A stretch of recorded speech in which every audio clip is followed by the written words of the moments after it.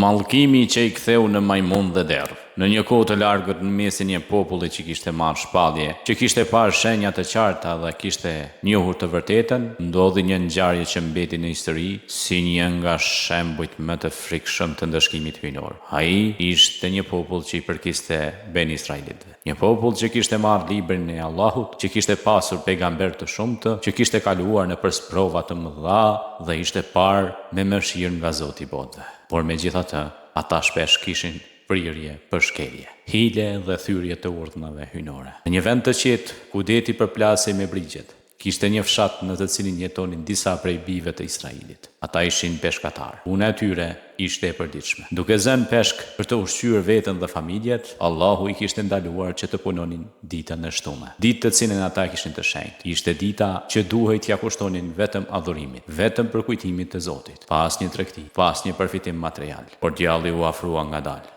Filloi të zbukuroj I det në zemrat e tyre, dhe ata pa një sprovë të madhe. Peshqit, të cilët zakonisht ishin të rrallë, filluan të shfaqeshin në shumicë ditën e shtume, duke u afruar pranë brigjeve sikur më parë. Ditët e tjera ishin të qeta, gati të zbrazëta. Ishte sikur vetë deti t'i nxirrte peshqit vetëm atë ditë për t'i sprovuar. Atyre duke I padrejtësi që të mos përfitonin nga ajo begati. Disa prej tyre filluan të gjejnë mënyra për të anashkaluar urdhrin.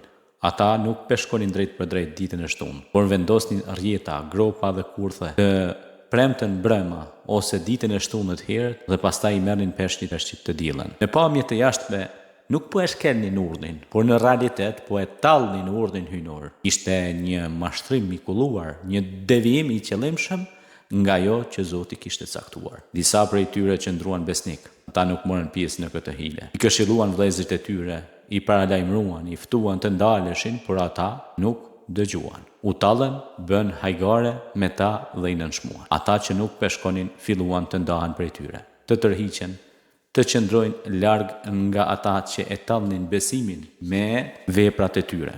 Kur kufri u tejkalua dhe zemrat e tyre u ngurtësuan, Allahu zbritri urdhrin e tij. Një mëngjes, ata që kishin vepruar me hile, që ishin tallur me besimin, që kishin shkelur urdhrin e Zotit, u zgjuan dhe nuk ishin më njerëz. Ata ishin kthyer në majmun. Trupat e tyre nuk I bindeshin më. Gjuhët e tyre nuk shqiptonin më fjalë njerëzore. Shikimet e tyre ishin të tronditura. Shpirtat e tyre të burgosur në trupat e poshtëruar të kafshëve. Allahu I shndroi ata në majmun të përbuzur, një dënim I hapur për shkelësit e urdhrave të tij.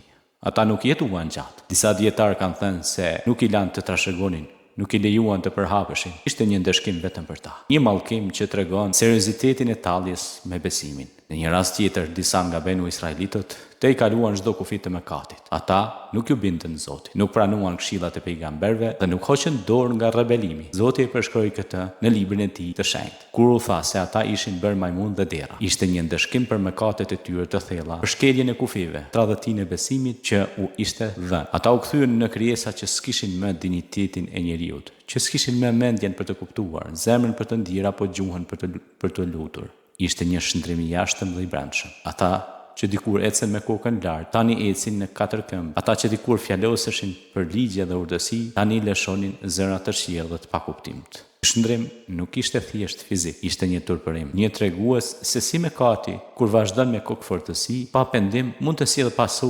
pasoja që asnjëriu nuk I përfituron. Kjo nuk ishte histori për rralla, ishte e vërtetë. Allahu e përmendi në Kur'an, si dëshmi për ata që dëgjojnë dhe kuptojnë. Ata që u kthyen në majmun dhe dera nuk ishin të panjohur me të vërtetën. Ata ishin nga populli që kishte marrë shpallje. Por kur njeriu bën tallje me urdhat hyjnore, kur mundohet të gjejë rrugë për të shmangur obligimeve, kur zemra e tij nuk ka më frikë dhe gjuhët e tyre flasin për çmim, atëherë ndëshkimi zbret. Erdhën ditën edhe ditët ku njerëzit I pan të shëndruarit. Të afërmit e tyre I pan të zhytur në një gjendje kafshërore. Ata që ishin krenar për bukurinë e tyre, tani esnin të lakuriqur. Ata që bënin plane për të mashtruar besimin e tyre, tani nuk mund të formonin një mendim të qartë. Ishin të rëbëruar në trupat e tjetërsuar, në metamorfozë. Askush nuk u afrohej, askush nuk fliste me ta. Populli mbetur I pandëshkuar filloi të dridhej nga frika dhe një mësim I gjallë që shihnin në sytë e tyre. Ata e kuptuan se Allahu nuk e neglizhon asgjë. Ai sheh dhe dëgjon dhe kurdo ndëshkon në mënyrën më të rëndë. Askush nuk mund të bëjë hile krijuesit. Hija është vetëm ndaj vetes. Pas disa ditësh ata u zhdukën, disa thonë se vdiqën në atë gjendje, disa thonë se toka i përpiu, askush nuk i pa më, por historia e tyre mbeti u përcoll nga brezin e brez. Përmend nga pejgamberet e tjerë po ashtu, edhe në Kur'an përmendet kjo ngjarje dhe ndodhi. Kjo histori u kujton njerëzve se nuk bën të luash me urdhrat dhe ligjet e Zotit. E gjitha